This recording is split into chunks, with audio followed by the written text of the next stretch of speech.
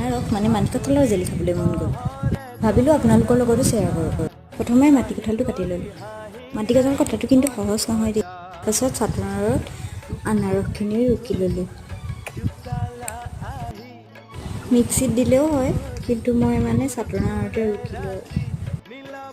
মই অলপেই বনাইছোঁ, আপোনালোকে মানে নিজৰ মন ইচ্ছাই বনাব পাৰে। কোনোবাই সৰহকৈ বনাই চিচাৰৰ বটলত ভৰাই থৈও দিব। এখন কেৰাহীত অলপ পানী দি গৰম হ'বলৈ দিলোঁ। পানীখিনি গৰম হোৱাৰ পাছত একাপ চেনি লৈ গৰম পানীখিনিত দি দিলোঁ। তাৰপাছত চেনিখিনি ঘোট যোৱালৈকে হেতাখনেৰে পানীখিনি লৰাই থাকিলোঁ। তাৰপাছত আনাৰসখিনি দি পানীখিনি আকৌ লৰাই থাকি অলপ উতলিবলৈ দিলোঁ। পানীখিনি নুশুকোৱালৈকে এনেকৈ উতলি থাকিবলৈ দিলোঁ। অলপ অলপ পানীখিনি শুকাইছে, সেই পানীখিনি শুকালে। পানীখিনি শুকোৱাৰ পাছত মই এখন প্লেটত উলিয়ালোঁ। এয়া আমাৰ আনাৰসৰ জেলি ৰেডি।